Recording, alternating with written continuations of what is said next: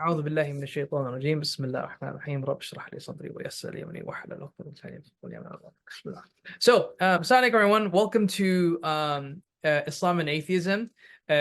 You might be surprised because you may have been expecting somebody else for this particular session, namely Mu'izz Masood, who, as you know, he's a very famous producer in the Arab world in particular, very well known speaker. He's spoken at various avenues, mashallah, in the top 50 or the top 500 Muslim list.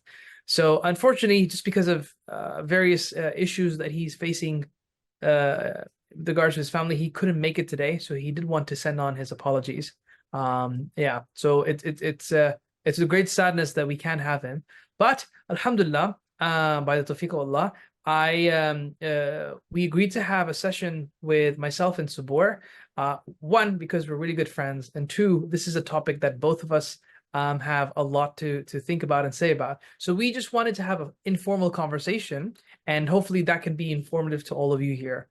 In the middle of all this, feel free to chip in your questions, raise your digital hand, and hopefully you can take part in the conversation as well. So without further ado, Assalamu alaikum Subboor, welcome to Islam and Atheism. I think this is your second course, right? Second class for this course, right? Wa alaikum salam. Yes, it is, yeah. I very much enjoy the interaction with the students. So I'm looking forward to that. Oh, alhamdulillah. So there some of these students I know. For example, I remember Nu'man, I remember Lamia, mashallah. Athar is a friend from Pakistan. So there are a few familiar faces. The rest I don't know or don't know yet, but inshallah we'll hopefully get to know one another. So Subboor, the topic today that we have at hand is spirituality and atheism, right? So, and I know you've had a lot of conversations about this, because both respect to seeing it from the atheistic side, based on how atheists try to justify spirituality, but also from the Islamic side. So I think what might be helpful is to do some stage setting together, right? So when we talk about atheism, how do modern day atheists view the world? Like, what is their interpretation of the world, and how do they kind of give it a meaningful expression? Because I think part of being spiritual is trying to have a meaningful understanding of the world around them, and then and attaching a sense of affinity to that, right? Or would you say otherwise?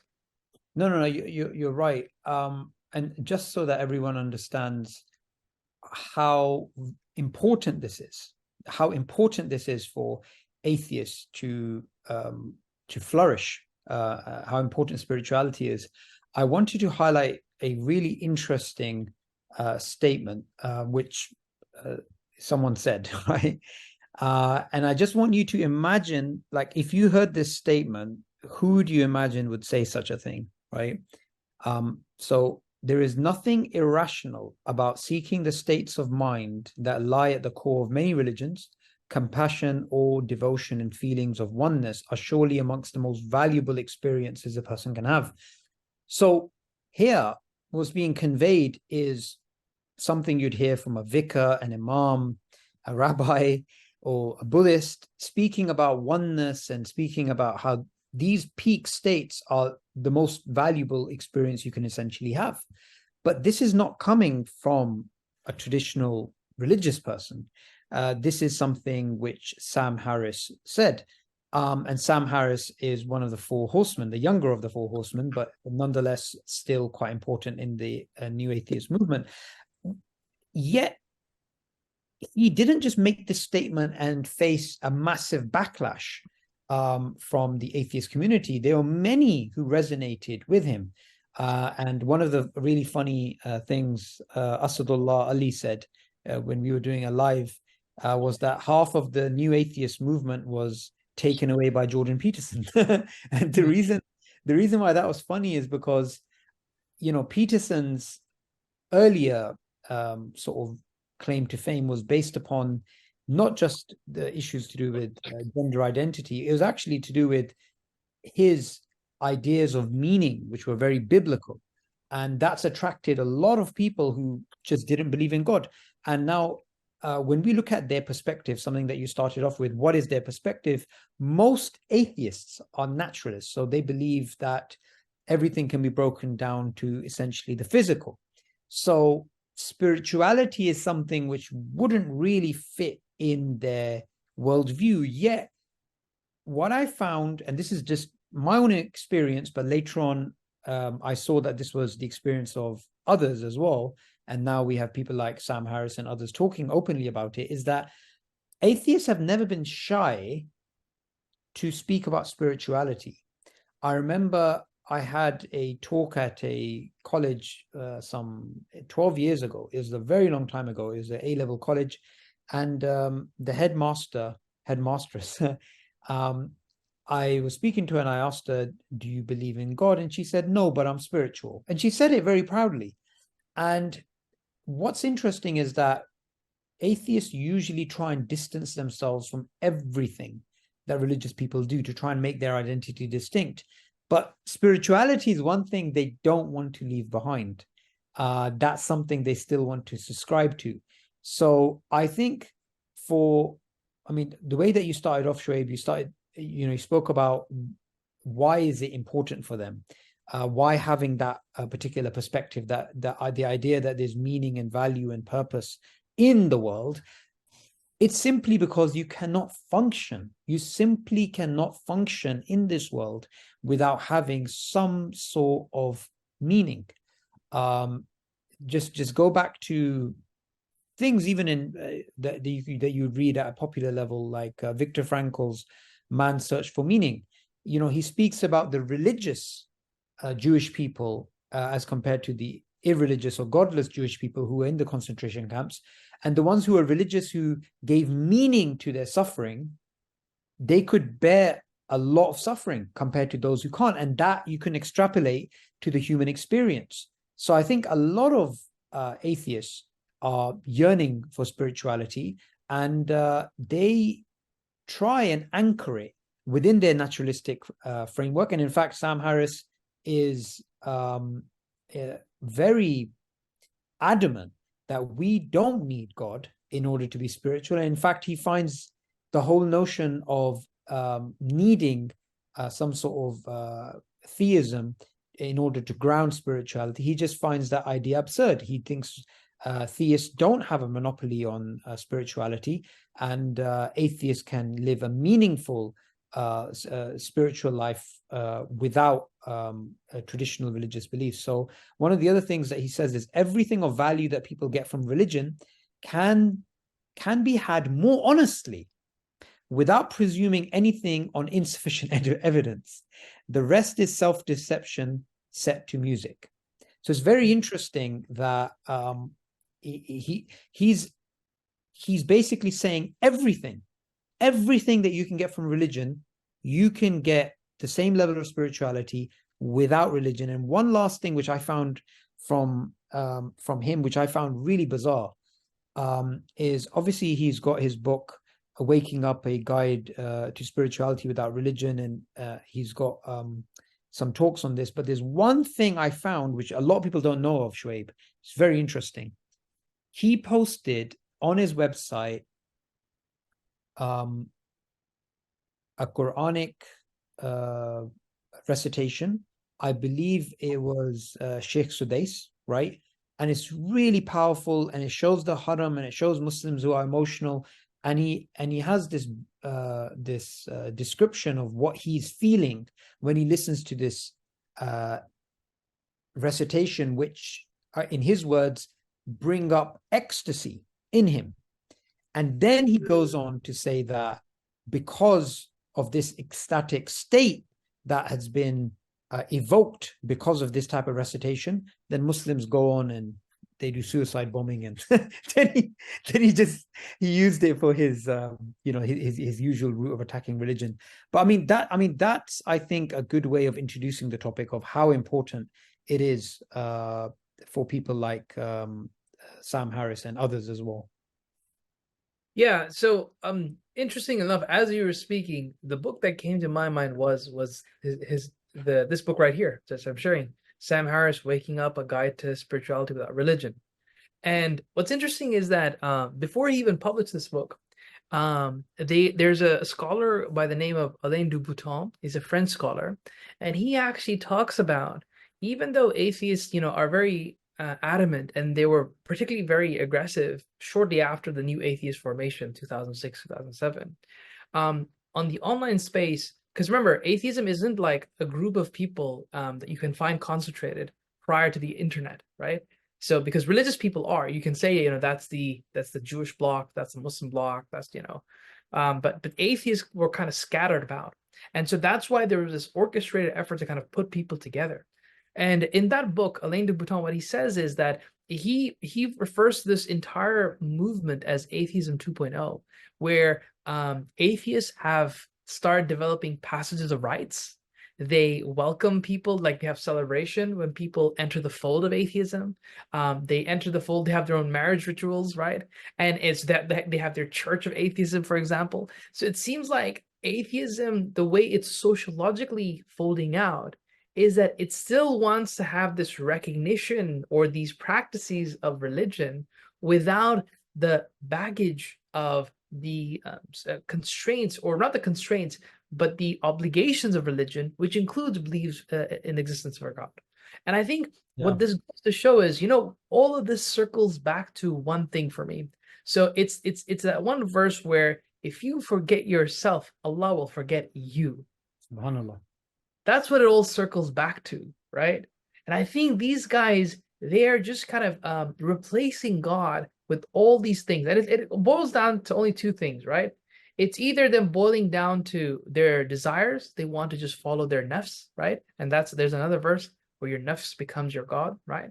Or it's just a matter of they don't want to deal with the shubuhat that they've been plagued with, or they don't want to do the intellectual effort to be able to engage with them. Because sometimes I do come across some people who, they know. I mean, it's quite absurd to think that, and I'll use a very visual example, right? So this cup, do you think that this can pop out of existence from nowhere? And they'll say no. And then I extend that to the entire universe. So you believe this can't come, but this thing can, right? And just that like intuitive force, they get super skeptical with when it comes to this big question. And I think that it boils down to that shubuhat aspect or the shahawat aspect, the doubt and desire. And I think that for me, and this is the reason why both of these are important, right?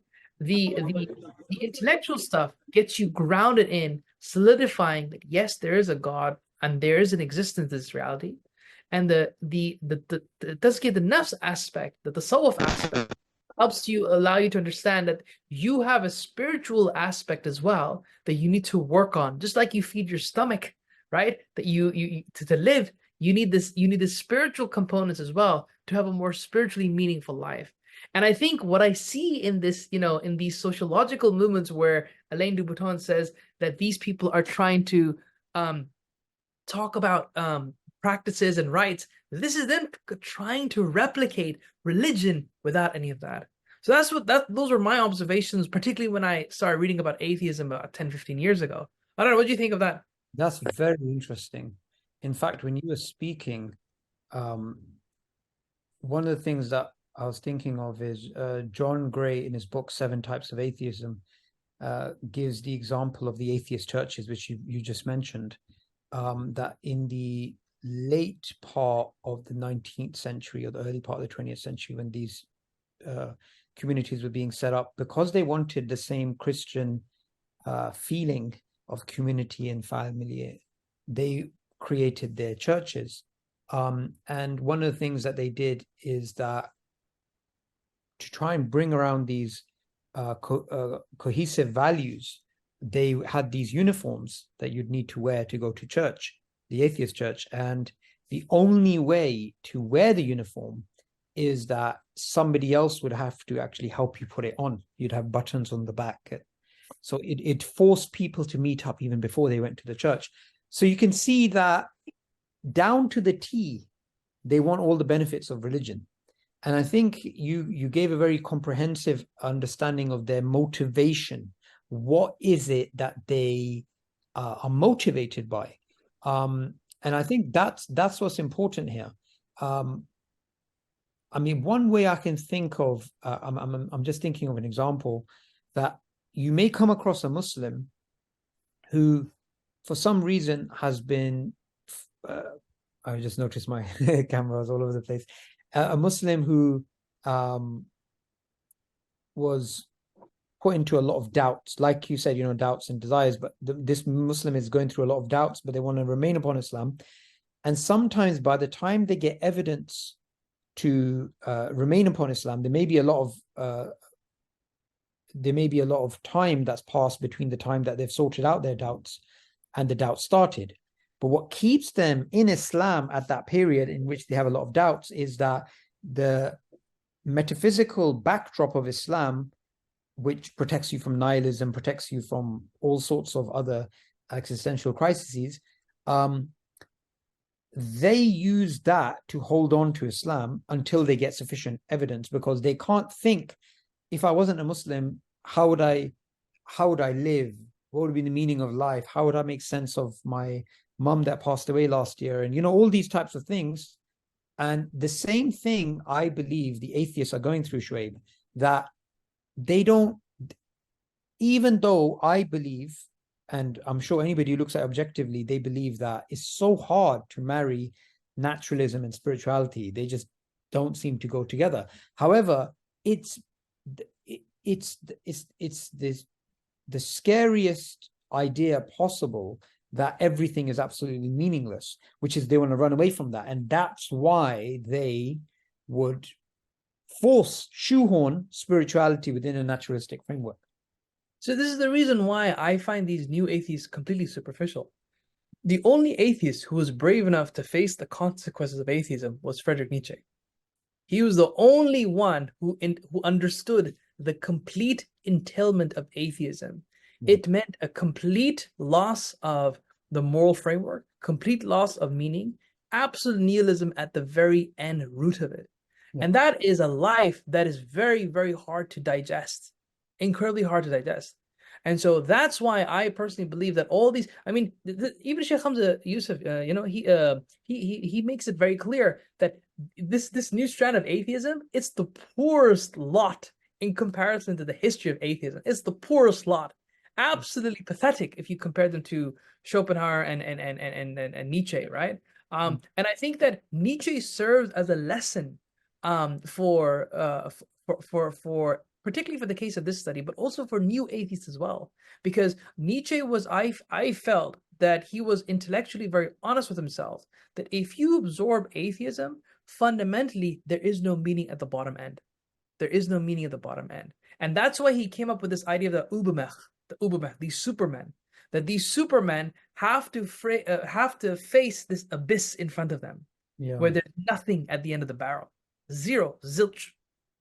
And I think that's the part which cannot be removed, because existentially, historically, as well as anthropologically, humans have a yearning for meaning.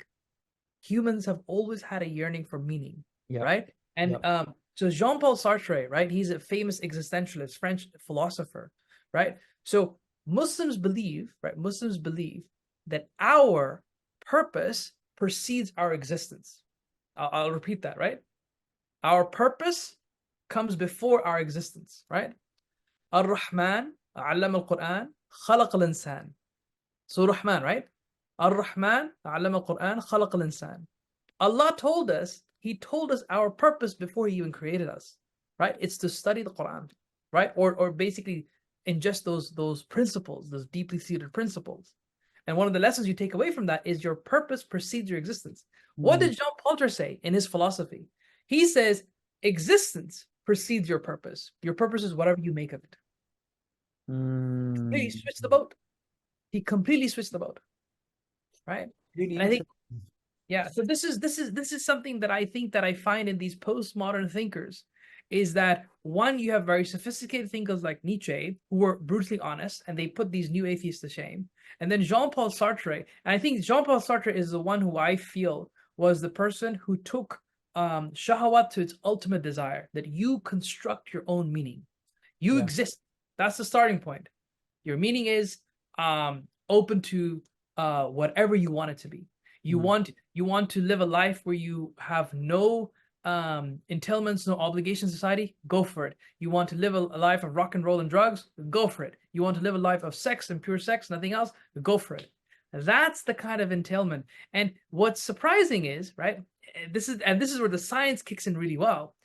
We have lived with postmodernism, the sexual revolution, drugs, and all of these cases because of these kinds of philosophies, and the implications that they have been negative for society. We have seen in the West, more than any other, an increase in divorce rates. We have increase in depression. Mental depression is on the rise. Suicides are on the rise. And I think all of this is because that actual core, which Allah constantly addresses in the Quran, but I feel it's literally this, is that we have forgotten our purpose, or rather we have effaced our purpose. Absolutely. Absolutely.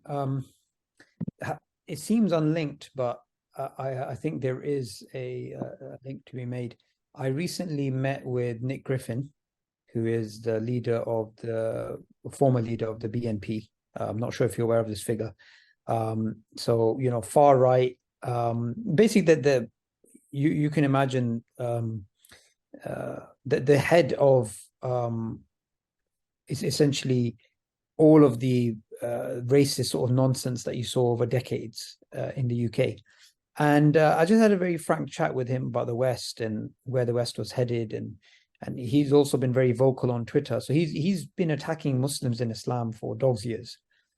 However, what's interesting is he's a practicing Christian, and he's seeing his people, declining in number, and he doesn't accept anybody born in this country to be a British person.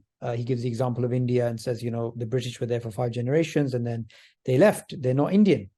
So, you know, and one of the things that he's been doing recently, which in the past he didn't do, was actually praising the Muslims who he previously was critical of, and praising them on their family values.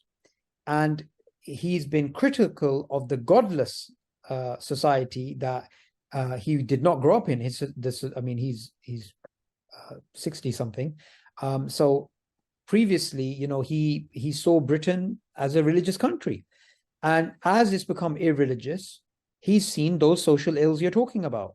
The breakdown in the nuclear family, alcoholism, drug abuse, homelessness. I mean, there's so many social ills linked to your worldview. And, you know, you said earlier that every single society requires some sort of, meaning for it to flourish. I remember a few years ago, I came across a statement by an anthropologist who was studying indigenous communities. And he actually made a very similar statement about society, about the societies that he observed, that it wasn't actually to do with their resources which allowed them to flourish. It was their metaphysical worldview. And these are just indigenous societies. So it's not like it's true today and it wasn't true in the past. These are people that are pretty close to hunter-gatherer societies that he was studying, right? So I don't remember the reference of it, but if you go onto YouTube and you put in Nihilism, the Dark Path, it's a video, and you'll find the reference in that video. There's actually a whole bunch of stuff about nihilism. Because remember, nihilism and spirituality, if we're going to talk about atheism, you have to mention both, because nihilism, obviously, you can't be a nihilist and be spiritual. I mean, that's an interesting avenue for us to explore. We have these implications of a naturalistic perspective, that everything is meaningless, and then within that subjective meaning, they're trying to create a window for them to discuss spirituality.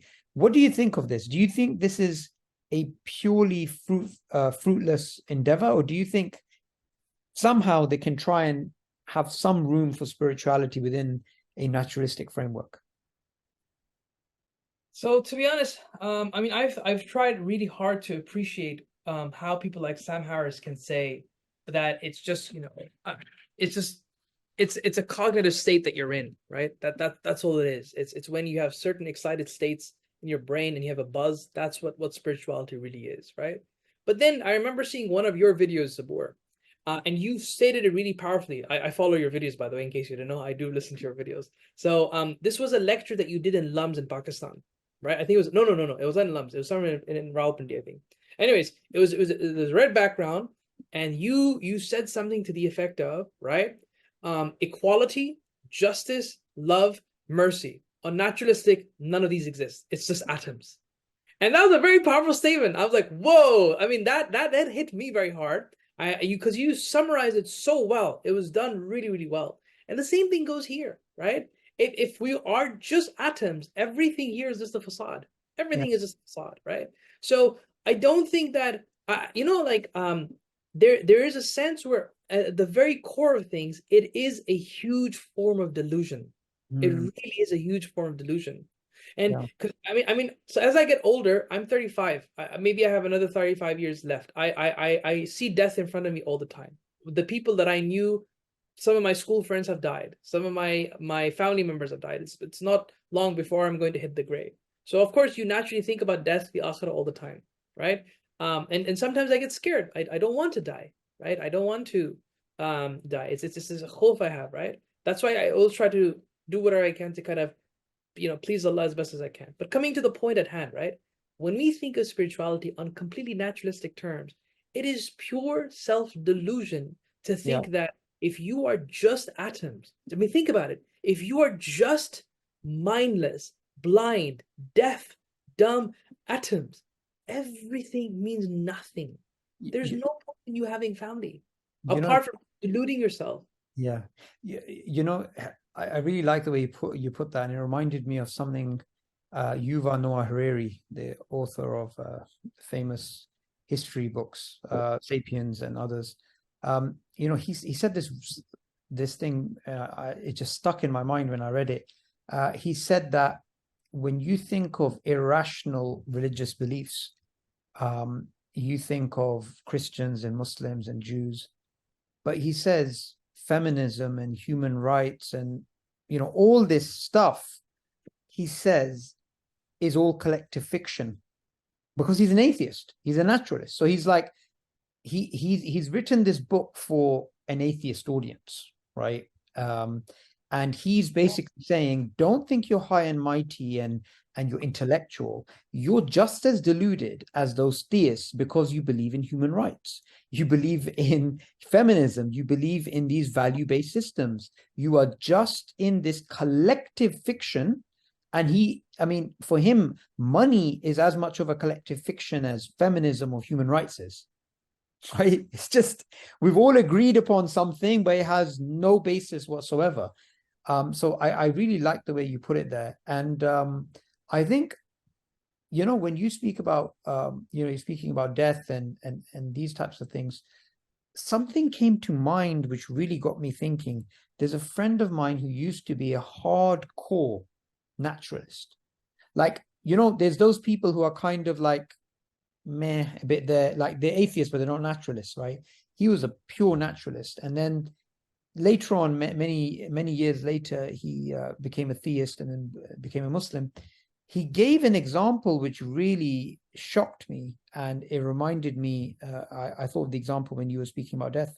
He was following this guy who was an atheist, and that atheist was diagnosed with cancer, and he had atheist friends.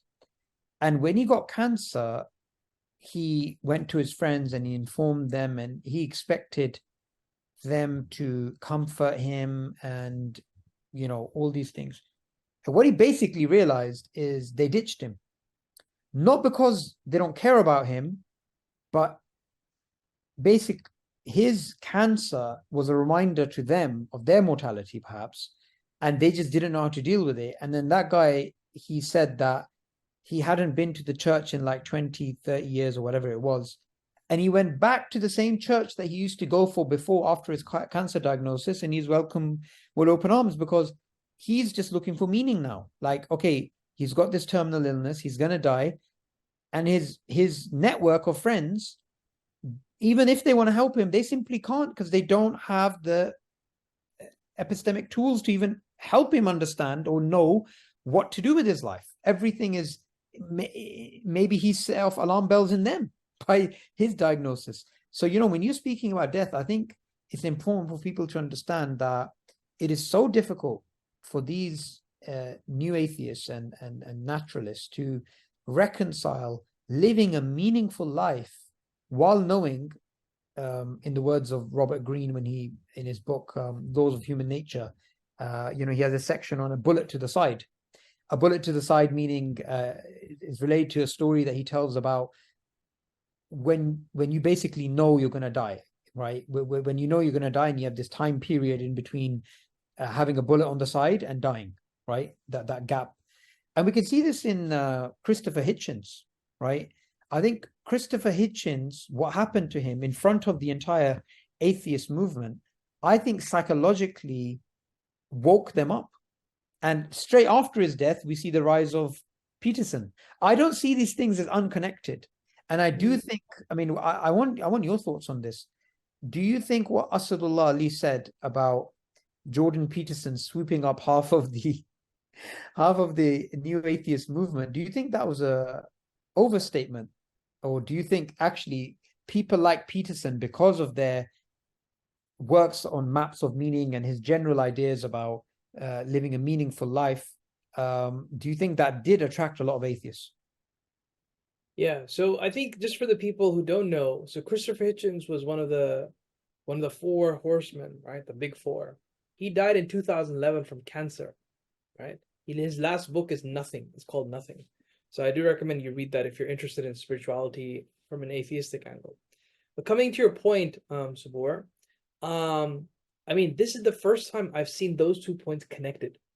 And when you said that, I'm like, wow, subhanAllah, you're actually right. Because if I mean, remember, these guys were like the prophets of the era. Remember the pedestals that they'd be put on. They'd be in conferences, and they went everywhere, man. They went everywhere. They were on BBC, CNN. This is a huge movement, right? And so I think now, having thought about Peterson, he swooped in exactly the right moment when a vacuum was pumped post Hitchens. And I think you may be right, or Asadullah, in fact, may be right, that he created a wave of meaning that new atheism was unable to fulfill. Yeah, and I just wanted to add something really before I forget, because some of these ideas just come to me. I've seen myself, because we've been involved in these activities dealing with new atheists. I've seen myself this firsthand, right? So when we went to the Atheist Conference in 2011, the World Atheist Convention, Richard Dawkins, Rebecca Watson, Aaron Ra, all these people were there, these new atheists. And, we saw firsthand how religious of a movement it was. And there was actually a Guardian or Independent newspaper article in which someone said, oh my God, it's Richard Dawkins. So they were talking about how Richard Dawkins is now evoking this religious feeling in people. And what's interesting is that while this is going on and there's these religious sentiments of the new atheist movement, and it started to wane post 2012, I firsthand saw people who were atheists turning towards religion. I saw this myself. I'll give you one clear example that I can't forget. Hamza debated Professor Arif Ahmad at Cardiff University, right? And I was there at the time, and the atheist representative of their society, whatever it was called, he was the MC of the event. I found out later on that he became a Christian. Wow. When I went to a debate with Muhammad Hijab to Cosmic Skeptics debate, the first one that they had, one of the people with Connor, who was himself an atheist, he said, if I turn to a religion, I'll turn to the religion of my ancestors, of Christianity. So, and even with Alex, you see him now turning and becoming more softer towards not only Islam, but Christianity as well. So we're seeing this again and again and again. And in fact, there's a really funny conversation between Richard Dawkins and Alex O'Connor, and when Richard Dawkins says theology is not even a topic. And Alex obviously doesn't accept that because that's what he studied. But you can see that the newer generation of atheists, they're not accepting this crude, simplistic idea that religion is totally useless. I mean, just look at people who heavily disagree with us, people like Douglas Murray, right? You know, Douglas Murray argued in favor of the efficacy of religion at Cambridge while being an atheist. I mean, the best way to summarize his thoughts are, and actually he says this in his book, The Strange Death of Europe, that, you know, it's important for us to have believers in society, and he's quoting someone else's sentiment, that as long as someone else does the believing, because they know it's not true, right? And we've seen, oh my God, I completely forgot to mention this. Ayaan Ali Hirsi. Yes, I was about to say her. Okay, we're on the same page. Yes, Ayaan Ali Hirsi. I mean, I was in complete disbelief. I'll be honest with you. I actually had to verify it because I thought it was fake news. I actually thought it was fake news. I thought, no way this has happened. What did you think? What was your first reaction when you heard this? So, bro, I mean, I was taken aback, because she was somebody who was very, very harsh against religion, particularly Islam. I mean, I've read all her books, Heretic. I've read, you know, Does Islam Need a Reformation? La da da da da. And for her to do such a U-turn, I was like, wow. So for those of you who are unaware, right? There's this lady, I think she's Somali born, right? Somali born? I think is that right? Ex-Muslim, yeah. Somali. Yeah, she's a Somali born ex-Muslim, shot to fame, literally shot to fame, right? And she mentions in her book Infidel, like a story of how and why she left Islam. So she talks about, for instance, yeah, Ayaan Hirsi Ali. I'll write it down. So yeah, Ayaan Hirsi Ali, she has an autobiographical book, and in that book, she talks about why she left Islam. And I remember some very vivid episodes. She talked about, for example, whenever she had asked questions to her family, she would say, she would be informed, don't ask stupid questions, right? So she was discouraged from, you know, questioning. Then, and I remember this, and subhanAllah, in the latest book to do with atheism, the latest publication with Oxford University Press, they quote this very paragraph because it touched them so much. She talked about how her family members, remember, this is not an Islamic practice, so to speak, it's just maybe a specifically cultural thing, but anyways, she was tied down, her arms were pressed down by two family members, her legs, one was pressed by her mother, one was pressed by her grandmother, and then she went through FGM. She says that, and I remember I was like, whoa. But for those of you who don't know FGM, female genital mutilation, right? And I was thinking, wow, that's pretty rough, whatever that is. And then for her, so the reason why me and Subboor are talking about her right now is because this was a very aggressive lady who had no respect for religion. Like, she was so big at one point, she was referred to as the fifth horseman. She was referred to as the fifth horseman, right? So she was prominent. And anyways, she recently, just a couple of weeks ago, she professed her belief in Christianity. You know what's shocking about that? Not only is it that she did this, but in a way, she forecasted, because only afterwards did I think about what happened, and it linked to something else. She has a talk online maybe 7-8 years from now, right? A long time ago. And she basically said that Muslims are not going to become atheists. We have to accept this. They're writ large not going to become atheists. So in order to counter the Islamic threat, we should promote Christianity at the cost of Islam. And someone in the audience took exception to that and really challenged her on it in the Q&A. He said, religion is fiction or whatever, standard stuff. Why are we going to replace one false belief by another false belief? And she stood her ground, boy. She said, you're naive. You don't understand. Muslims, like, to challenge Islam, you need another view, which has meaning. Like, you can't go from having meaning to nothing. So now that she came to Christianity, I remembered that talk I saw years ago. It just played in my head. And now it starts to make sense. She's just following her own advice.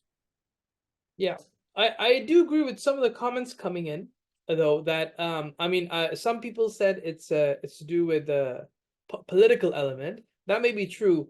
I also thought about, is this a money grabbing scheme?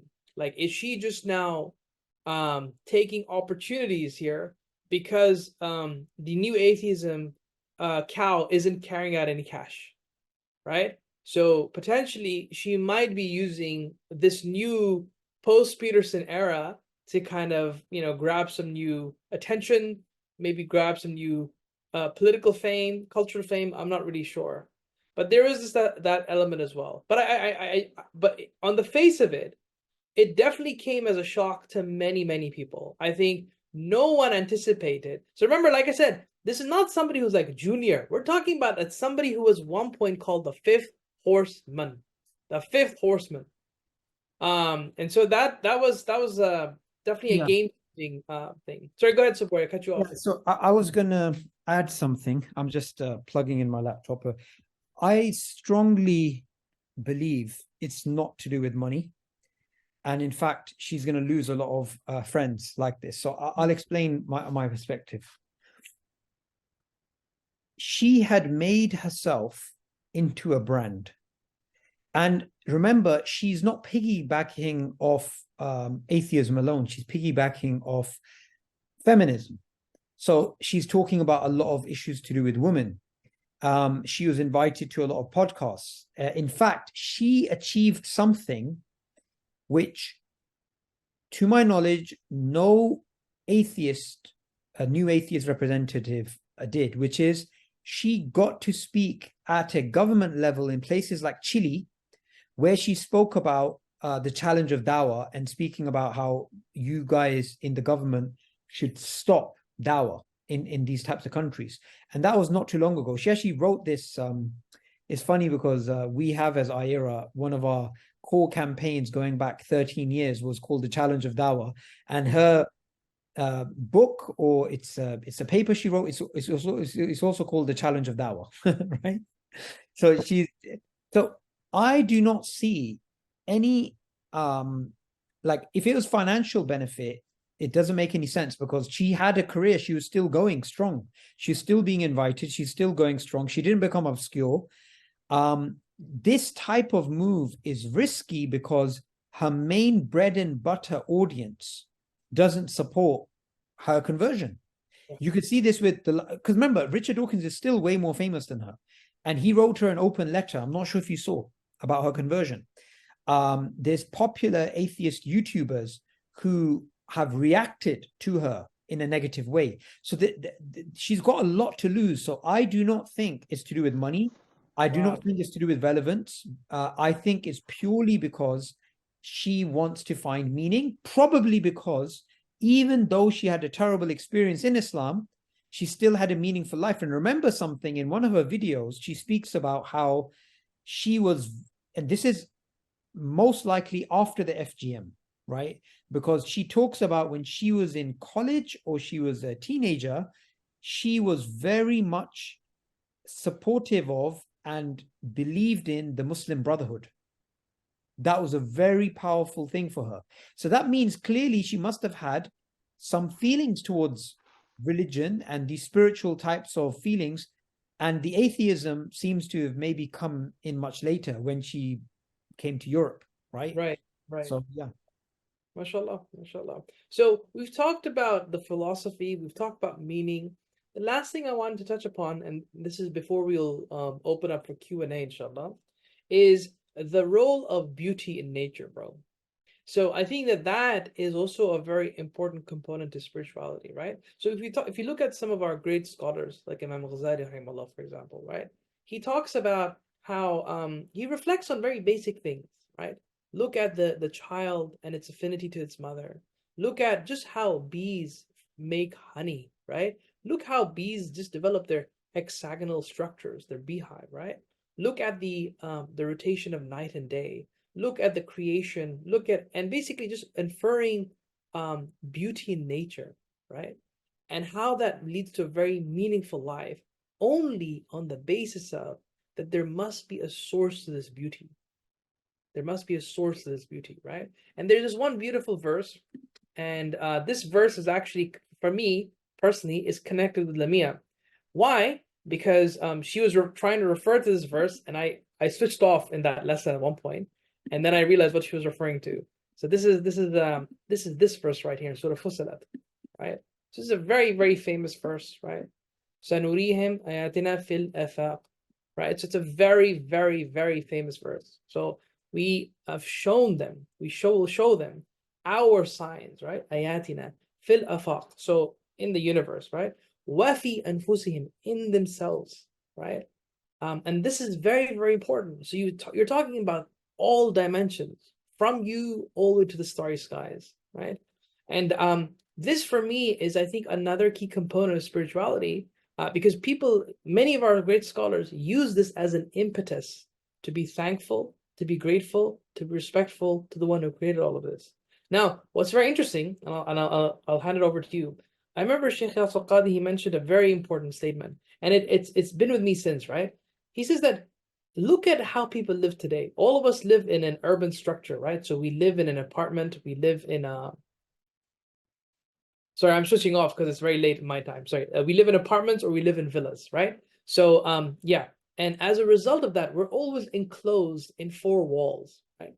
Previously, 100 years ago, 150 years ago, 200 years ago, 300 years ago, right? People were not living like this. People were living very openly with nature, right? And so Sheikh al-Qadi said that we today, the urban kid today, does not even see a tree grow. Oh, hang on, you guys can't see my screen? Oh, sorry. Can you guys see it? Can you guys see what I'm saying?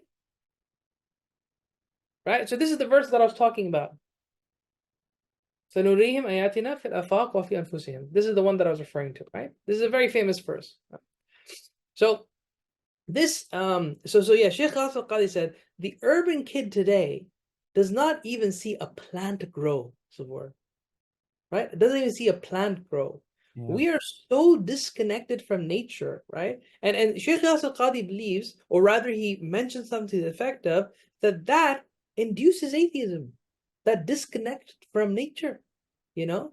And for me personally, Habibi, wallah, yani, I even though I live here, I don't like living in Dubai. It's a very plastic place to be in, right? I don't get nature here. SubhanAllah, people get very confused why I'm constantly walking in the UK. It's because the green leaves affect me. You know, when I walk near lakes, when I walk near rivers, it's just breathtaking, bro. It's just breathtaking. That this was created by a God who loves us, who did this for us.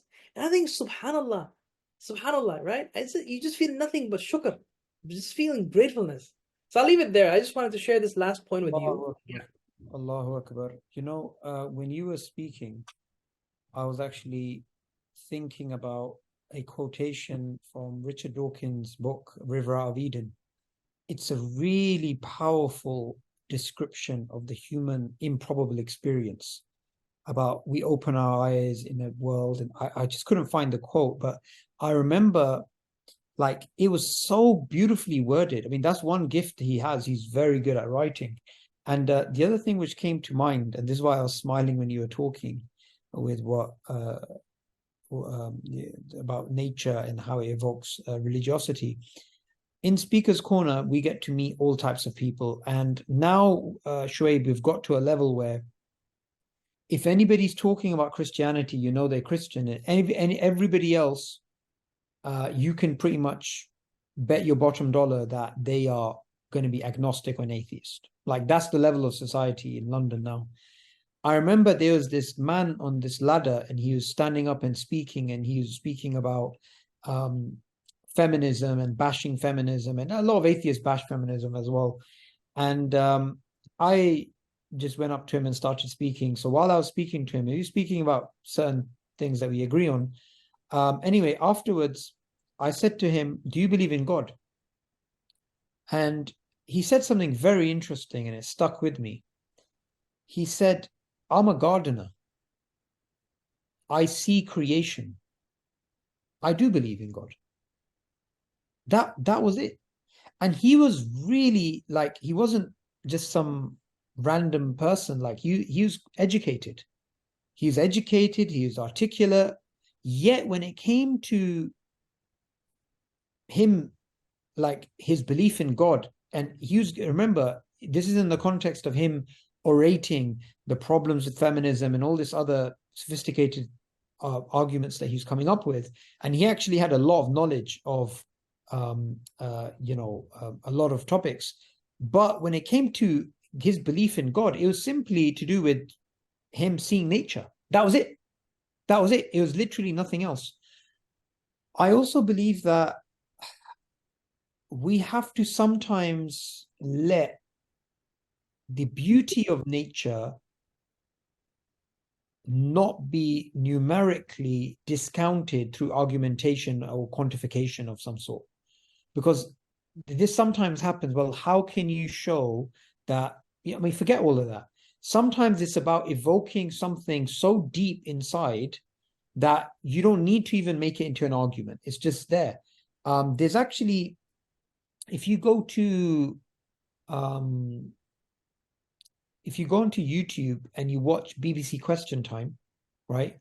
There's a particular episode that they had to do with, should we teach creationism in schools, right? And there's a Muslim guy on there with the name of Dawood. And what's really interesting is, in his story, he was a hardcore Darwinist, a hardcore atheist, studying evolutionary biology at university, in the University of Leicester. And he saw the cell through the microscope, and he was studying the cell, and it just hit him there and then that there has to be a God. In one instant, it just hit him. Then he started looking at the stars, and his paradigm shifted. And then he was on the BBC Question Time arguing why creationism should be taught in schools. I mean, he did a complete U-turn, even though he has a biological background, right? So the power of the beauty can penetrate the stiff hearts which have been clouded by all this argumentation and shubahat and desires and all these types of things. I think you're absolutely right. The beauty can just penetrate all of those armors. Yeah, man. I think that, so you talked about evolutionary biology, and I think that's not just that. I think there are many, many sciences that as you get deeper and probe into it much more, you just think like, how can I attribute this to mere chance? I mean, like, look, even a baby, right? A child can understand exactly that this is uber complex, this kind of thing, right? So let's take one of the basic units of biology, the DNA, right? The DNA itself is constructed in such minutiae fashion, right, that it just begs the question. I mean, it can store a library. You can store a library on a DNA footprint. That's what you can do. And it just boggles the mind. Because remember, when we discovered microscopes, we didn't anticipate that there would be something called DNA. We didn't anticipate there would be cellular machinery. We didn't anticipate there'd be protein formation and all of these jazzy things, right? We just discovered these in the past 150 years. Look at also fine-tuning, right? Look at fine-tuning. Who was it? Dyson, the famous physicist, who said nothing shook my faith more than the fine-tuning argument. This is a top-level physicist, yeah? Top-level physicist. And so I believe that science can definitely be used as an instrument to climb towards this understanding that there is a creator and there is beauty and there's Rahman nature, right? I don't usually talk like that. People usually see me as a very hardcore philosopher. This is the first time I'm speaking like this quite openly, but this is how I generally feel. This is how I think, right? But yeah, I think that when I discover more and more things through science, I feel more and more affirmed in my belief that there's a creator out there. It's not just pure philosophy. It's not just pure abstraction. Yeah, it's really interesting you say that, because while you were speaking, I was thinking of Anthony Flew. By the way, this is us speaking raw. Like this, none of this is scripted. Subboor, did we plan any of this? Oh no. This is none of this is planned. It's literally unscripted, right? Yeah. You cannot share this on YouTube. It's haram for you. Go ahead, Subboor. Yeah. Anthony Flew, you said something which Flew basically said. Flew was a Class A philosopher. Yeah. He was an atheist. He was very vocal about it. He wrote papers about it. Death by 1,000 Cuts, his famous argument against God. Theology and Falsification. That paper was one of the most published, widely circulated paper in the Western world. Yeah. And when he did a U-turn, and remember, this is a very sophisticated philosopher who's coming up with well thought out arguments against God, right? When he turns around and believes in God, he doesn't become a theist. He just believes in a type of deism. I would expect, you would expect, just like he wrote Theology and Falsification in his other works, he would come up with something really robust and crisp and at the edge of, philosophical argument, but he didn't. He simply pointed out the DNA. He simply pointed out the beauty, the design of the world. That was it. Shoaib, for me, his book was written as if he had never studied philosophy. He did not ever subscribe to atheism. He's just a simple farmer talking about a random biology textbook he picked up, and he saw the DNA and he saw the design, and he's just in awe, like a child. Yet this is somebody who, all his philosophical jargon could not protect him from the feeling of design, of beauty of the world that he just saw when he tried to look at it objectively. Well, Subboor, I think we've spoken enough. I think we pushed that a lot out there. I think we'll give it now the chance for people to kind of step in. Guys, this is the opportunity for you to ask any questions that you may have, throw in some comments. We wanted to give you some flavor of spirituality and atheism. So both of us, we've looked at this, we've spoken about this as well. Subboor actually has plenty of lectures on spiritual. I think you have one on your YouTube channel, right? Darwinian Delusion, Subboor, right? Yeah, atheism and spirituality. I have a talk at Nust University, Islamabad. You can have a look. There we go. Yeah. So this is the reason why I invited Subboor, because I think that he would have a lot to offer and say here. So yeah, any questions, guys? Anything that you want to add or say? If you have nothing, just to type in the chat no, so then we can know that we can close off the discussion. But otherwise, feel free to bring it in.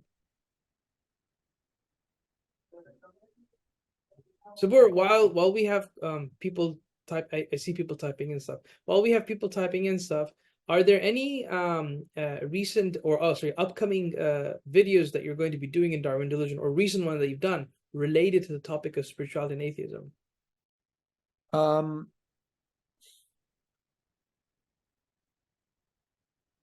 Nothing in particular.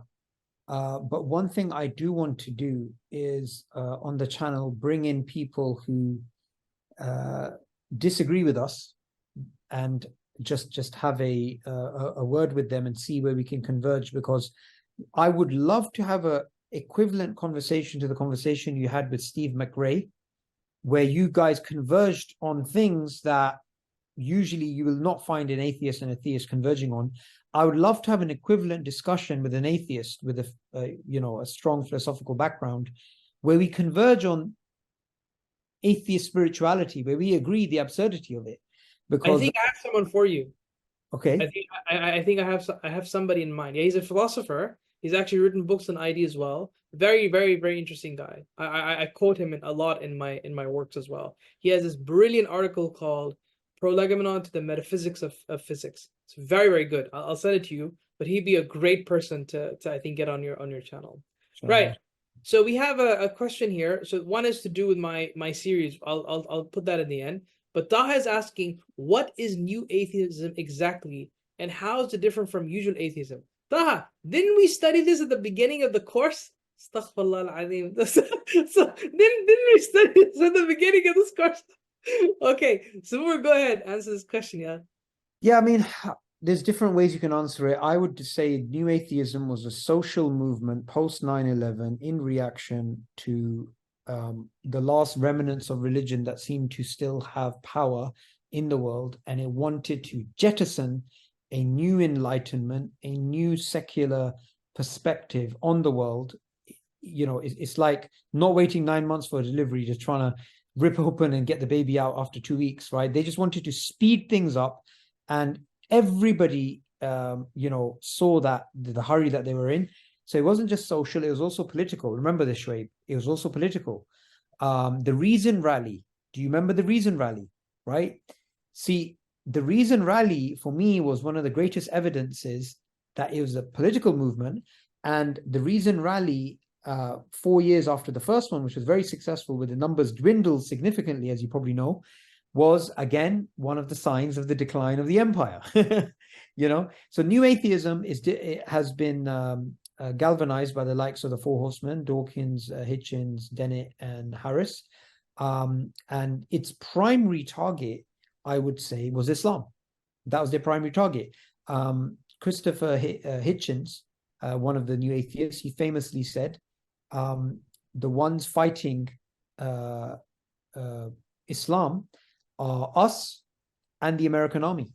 This is a famous statement that he actually has. So you could see that while the war in Iraq and Afghanistan was going on, they saw themselves as fighting another war against Islam, which is why you would find, many of them making really outlandish statements against Islam and Muslims across Europe. Right. Hope that answered the question, Taha. And go back to the notes from the first few classes. Okay. All right. Okay. So Abbas is asking, not directly related to the topic, but are we going to touch on morality and atheism at some point? Can't seem to find anything related in the curriculum. I'm not sure if we'll touch upon morality. There will be a discussion about politics and new atheism that Osama will handle. I might ask him to touch this conversation there as well to some degree, but we don't have a ethics and or morality and atheism as of yet. Perhaps this is something we can do in a future iteration. Good suggestion, Abbas. Rafe is asking, or saying rather, I feel like Alex O'Connor. For those of you who don't know Alex O'Connor, he's a very well-known atheist, agnostic, and he's very articulate, mashallah. He has his own YouTube channel that I think will be good to look into, right? So Alex O'Connor is becoming progressively more not just sympathetic but desperate for belief in God, with his talking about how he feels envious whenever he hears a beautiful psalm being recited, or that one time when he said that all he needs is one moment of God to make himself known to him, and he'll be set to be a Christian forever, when talking about divine headedness. Alex O'Connor says he feels scared at the thought of hell sometimes. What do you think of that, Subboor? Yeah, I mean, the way I would put it is that his journey is definitely far from new atheism, right? A lot of people were very critical of me when I debated him, because they said I was being too nice to him because they saw hijab demolishing him. And that was because I believed something very different about him. And, we all have our hunches. And my hunch was that actually I can see this guy coming towards God. And that was when he was a strong atheist. And we've progressively seen, his interactions with Christians on Premier Radio and other places. I'm in communication with him on WhatsApp. Sometimes we talk, and I can see he's headed towards that direction. I can clearly see it, and he has accepted his mistakes in the past, which is important. Yeah. One of the things which you'd be interested in knowing is you'd find an interview between him and myself on my channel, in which I grilled him on some of the things that he said which got him into trouble. And one of the things that he says on the channel, and one of the things that we know he did do, is while he was doing theology, he studied Islamic medieval scholars. And that woke him up. He says that changed his mind, because previous to that, he wasn't aware. So this is while he was at Oxford. He looked into, I'm not sure which scholars, but I'm sure it must have been Ghazali and Razi and others. So I think, inshallah, I can see him coming to belief in God and maybe Islam. But I think Alex's story is one of many. I can see many new atheists coming towards religion. In fact, Shoaib, this is very interesting. Some new atheists are not just being attracted by the failure of new atheism and its promises, right? They're also being attracted by these sociological elements in Islam, the family structure, the feeling of identity, and, you know, these types of things. Andrew Tate, actually, believe it or not, he's actually had an impact as well. And, you know, somebody may say, well, he's not an intellectual. How is he going to have an impact? The thing is, intellectuals are just as impacted by popular figures as anybody else. They're not immune to it. It's not going to be a case of, oh, he's not educated, therefore he's not going to have an impact on society. Actually, you can have very influential people who are not academics. Yeah. No, I follow YouTube very, very closely. So I follow the blue. I know many people will be shocked by this, but I follow the blue pill and the red pill movement. Because I'm a parent. I want to know exactly what is my son going to be ending up into if he goes on social media. Yeah. And so I follow Andrew Tate. I do believe that there are some issues with some of his stances a little bit, but overall, yes, I do agree. But I also believe that Andrew Tate is a bit of an idiosyncratic story for one reason. I think there's also a lack of confidence of confident men and confident women as Muslims, and Andrew Tate fits that category really well, right? I think that's also one of the reasons why when you have hyper feminism, you have an increasing number of attack on masculinity. And I think Tate responds to that hyper feminism really, really strongly. And I think that's what attracts a lot of these young people towards him and through him to Islam. Because, you know, as soon as he converted, he started talking about Islam on his channel as if he's like this old-time, you know, Muslim. And it's creating a great effect where a lot of these young people are following Tate. And I remember even when he was kind of shooting up to fame, his name was circulating everywhere. But my worry, and here's just the worry that I have, is that Andrew Tate is from one angle trying to represent Islam, but I also believe that there's an allure towards rich, fame, cars. Yeah, and I think that there's a danger there that I don't want young people to be impressioned by. I think that's the only caveat that I'd have with Andrew Tate. But I agree with you that people like Andrew Tate are being very influential in this online space. Because remember, let me just be clear, right? I even watch 𝐒𝐴𝐻. You know who 𝐒𝐴𝐻 is, Subboor, right? So many people don't know him.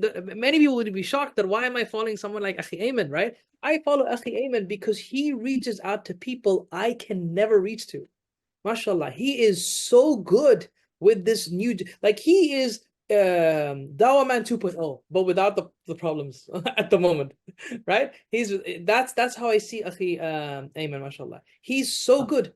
And mashallah, the way he speaks to the youth, the way he gives them that raw reality, the way he talks about his own experiences, how he was, in the gangs that he was involved with, I just feel that is an amazing person. So every person is a brick in the house of Islam, and they're each, fulfilling certain needs that we can do, right? An intellectual cannot relate to a person from the street. This is not going to happen. Yeah. Right? Although I believe, this is exactly right. But I believe a lot of intellectuals are unaware of what you're saying. And they have this pompous attitude where they don't want to engage with the wider world because they think, oh, these people are like, I remember there's one intellectual, he said about the Tablighi Jamaat, just a bunch of simpletons, and I was really offended by that because I've spent my time floating around various different Islamic movements and groups, and I spent time with the Tablighi Jamaat, and it was one of the best times of my life. Now, someone may say, but you're going and you're doing the same thing again and again. But as a sociological movement, they are one of the biggest movements in the world. They are one of the biggest movements in the world. They have very sincere, beautifully, mannered brothers. They build your character through patience and these types of things. Fair enough, people have problems with them or whatever it is. But we, as intellectuals, no intellectual should ignore a powerful sociological movement. Yeah. Nobody should do that. In fact, There's a really interesting book I want you to read. It's really small. It's called The Believer by Eric Hoffer, right? And Eric Hoffer has this chart, and he's describing that society has these radicals, right?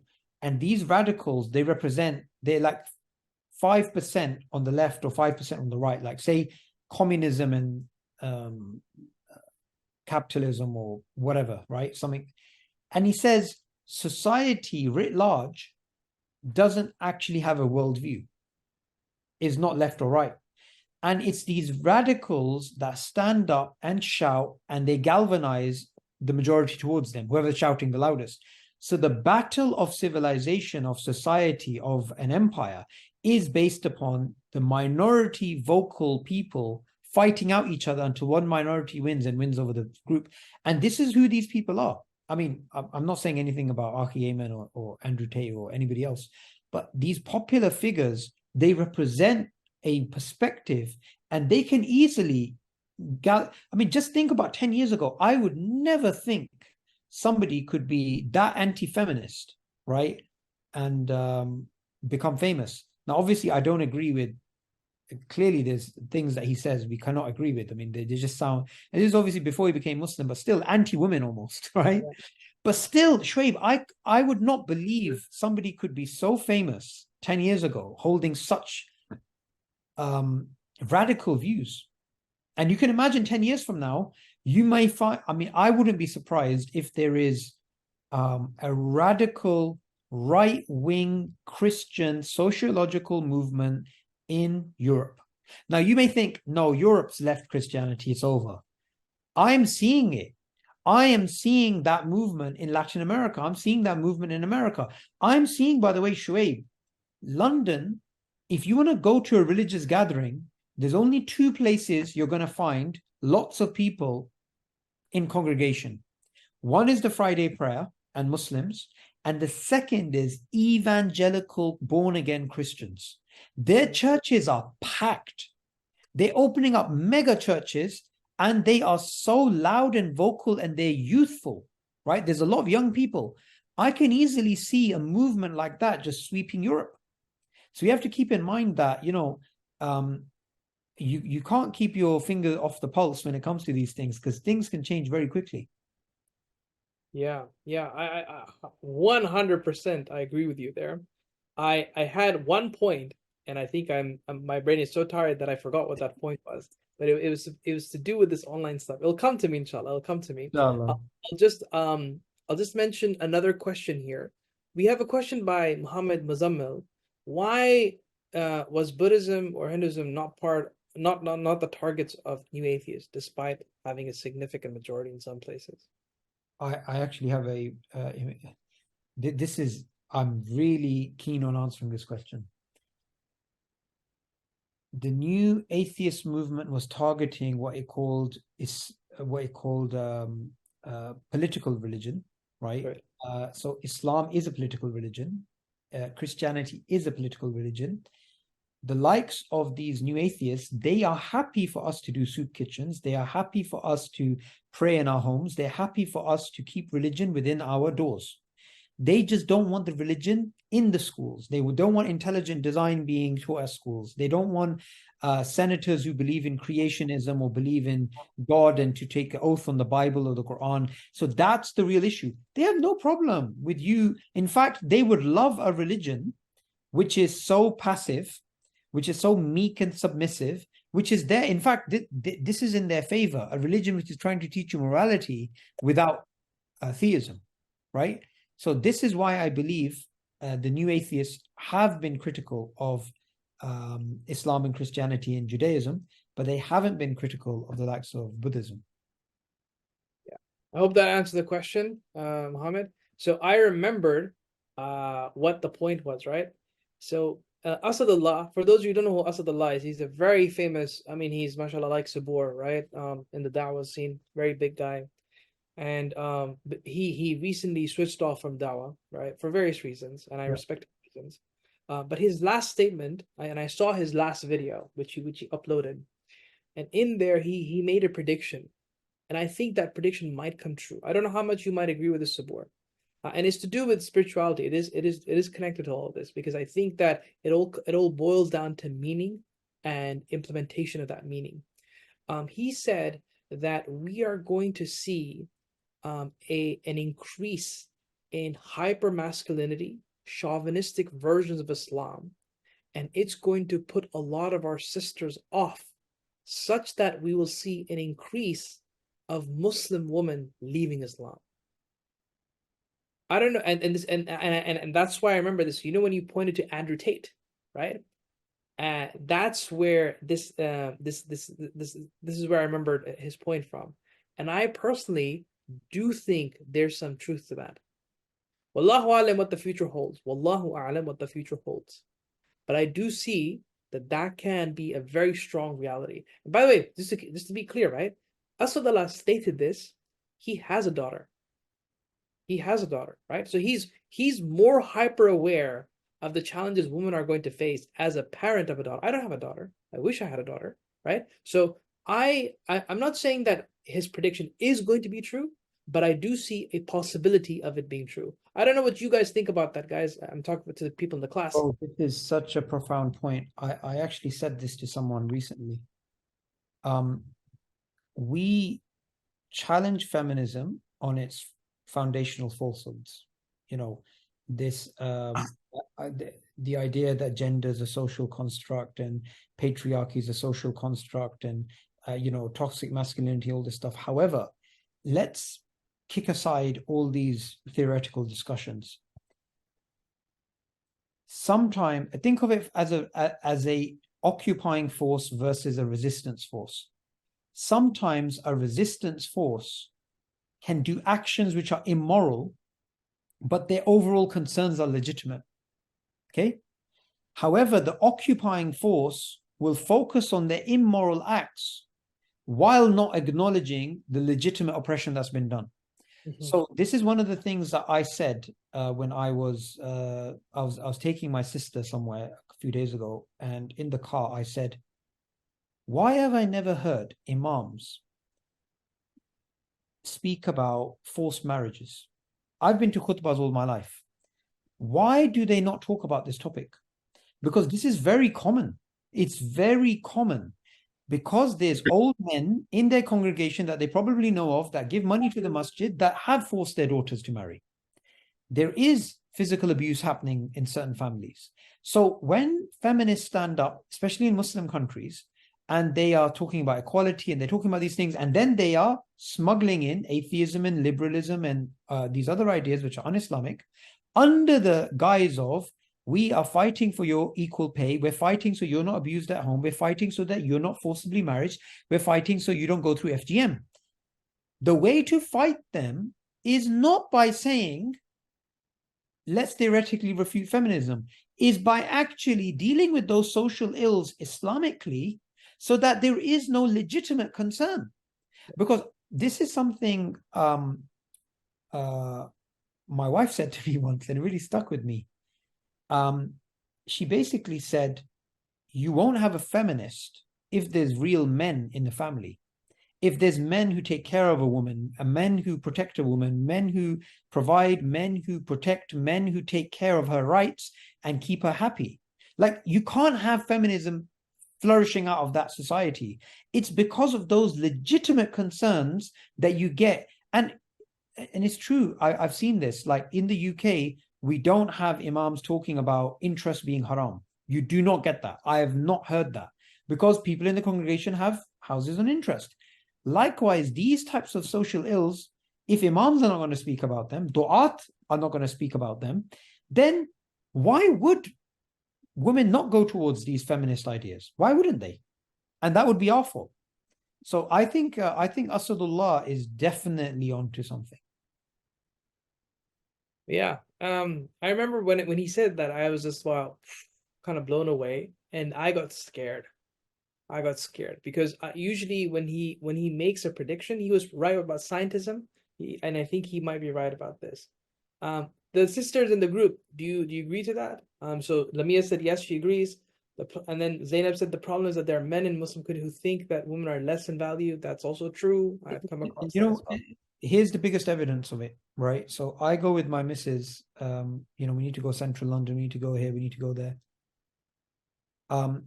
She combines and leaves the house because there's no place for her to pray. Especially in the wintertime, the time's so short, there's no place for her to pray. Like, even in Muslim countries, there's no place for people to pray. Like, women cannot pray. Like, you have a huge market in Islamabad or Karachi or Dhaka or wherever, and, markets full of people are in the markets from morning till evening. And, the mosques are just for men, right? Alhamdulillah, in Malaysia, you don't get this. I was very happy to see in Malaysia, there are mosques everywhere for women as well. In Turkey, you don't get this. In Arab countries, you don't get this. But in Desi communities, bro, it's almost like, they're offended. The idea of a woman going to a mosque. Yeah. And that's the biggest, what Sister Zainab Said said, right? What's better evidence that Muslim men think less of women than they even think of them less spiritually, that they don't even let them pray? My sister the other day she was telling me that she had an appointment at a clinic and there was a masjid, and she sent her husband to go check, and he said there's no place for women to pray. So what's she going to do? Yeah. MashaAllah. So, should we take one more, or are we ready to close off, Subboor? What do you prefer? I'm interested in your thoughts about spirituality and atheism, because this is something you've never written about. Yeah, I would love to see you write about this. Yeah, so you remember that first book that came out in 2018? So that book was like the first attempt to kind of write all this. I am working on a book on a new atheism in Islam, purely from Ghazali's angle, but it's not like overly philosophical in nature. I do take his philosophical ideas, but Ghazali has written a lot on spirituality. And I'm trying to use that to talk about all of these things that we looked at here, right?